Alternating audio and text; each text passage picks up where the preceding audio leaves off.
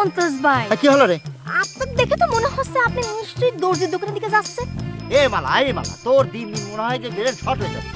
দেখছি জামার কাপড় গায়ের মধ্যে জড়ায় যাচ্ছি, তারপরে এইটা দেখার পরে জিজ্ঞেস করা লাগে যে আমি দর্জির দোকানের দিকে যাচ্ছি না কোনে যাচ্ছি। আরে বাবা, আমি তো আপনার প্রথমে দেখেই বুঝতে পারিছি সবকিছু, কিন্তু কথা তো হচ্ছে সেইটা না। কথা হচ্ছে যে আপনি যদি এখন দর্জির দোকান থেকে যান, সে তো আপনার শার্টের মাপ নিতে পারবে না।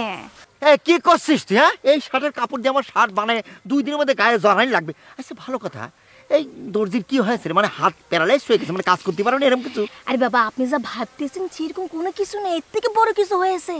হয়েছে কি, ফজলু ভাই একটা মেয়ের হাত ধরে কথা বলতেছিল, আর তখনই জাহানার বউ তাকে দেখে ফেলেছে। এই তো যা শুরু হয়েছে, তারপর যে কি হলো আমি আপনাকে কিছু বলতে পারবো না। সেখানে 144 ধারা চলতেছে, আপনি যদি সেখানে যান আপনি বুঝতে পারতেছেন আপনার কি অবস্থা করবে। করছিস কি রে? মানে আচ্ছা কার হাত ধরেছিল কদিনে?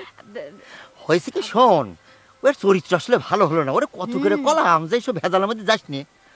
ওর কিছু করার নাই, এমন একটা পেশা বাইছে নিয়েছে, কি করা যাবি? মনে কর যে তোর শরীরে মাপ নেওয়া লাগবি, জামার মাপ নেওয়া লাগবে, তোর শরীরে হাত দেওয়া লাগবি না, বুঝছিস? এইসব কারণে হয়েছে কি, ওর দোষ দিয়ে লাভ নাই। যাই আমি দেখি অবস্থা হয়েছে। আপনি কই পাইলেন? এটা কি শার্ট বানাবেন? এটা আমাকে দিয়ে দেন। কি বলছিস? এটা আমার স্পেশাল কাপড়, তোরও পরা লাগবে। দেখি আমি কি ফোর্টি পর হলো। যা ঠিক আছে, দিয়ে বানাবো দিয়ে।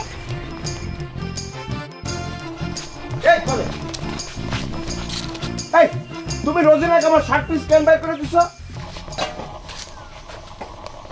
কি কইতাছো তুমি? হ্যাঁ, তুমি কি কইতাছো?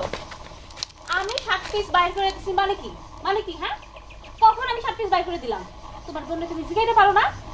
রোজিনা কবে কিসের জন্য? হ্যাঁ, রোজিনা কি করে ঘর থেকে শার্ট পিস নিয়ে যায় সেটা বলো। তোমার বোন ঘর থেকে শার্ট পিস নিয়ে যাবে, সেই কৈফিয়ত কি আমারে দিতে হইব?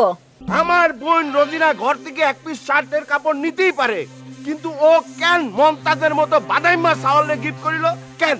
গ্রামে কি মমতাজ ছাড়া আর কোনো সাওয়াল পাওয়াল নেই? নেক্সট টাইম আমি কিন্তু আর ক্ষমা করব না।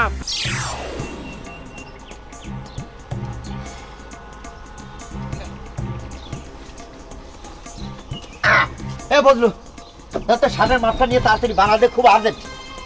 বানা দিব মানে বললে এলো নাকি? হ্যাঁ, আমি কি তোর বাজার চাকর রে যে কলিয়ার বানা দিব?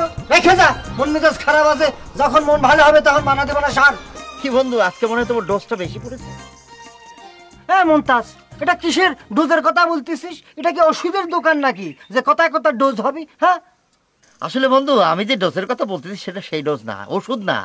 মানে আজকে নাকি তোর বউ জাহানারা একজন মেয়ের হাত ধরেছিলি, সেটা হাতে নাতে ধরে ফেলেছে, তাই বলতেছি আর কি, ডোজের পরিমাণটা একটু বেশি হলো কিনা। আরে ওরে মমতাজ, সেটা না, মানে তুই যেটা শুনেছিস সেটা না আসলে। আবার আমি তো একজন সেলাই শিল্পী নাকি? আমি এখন কোনো মেয়ে বা ছেলের যদি কিছু বানাতে চাই, শার্ট বানাতে চাই, কামিজ বানাতে চাই, তাহলে পরে তার মাপ নেওয়া লাগবে না? এখন আমি কি দূর থেকে বসে বসে ইশারায় মাপ নেবো নাকি? হয় আমার তো বাবারে হাতটার মাপ নিতে হলেই তো হাতটা একটু ছোঁয়া লাগতেই পারে, ধরতেই পারে, কাঁধে আমার ধরতে হবে না? তোর ওই মালা আসছিলাম, মালার ওই হাতের মধ্যে মাপ নিতেছিলাম, তোর ভাবি আসে দেখে একটা মাইন্ড করে তুলকলাম কাণ্ড করেছে।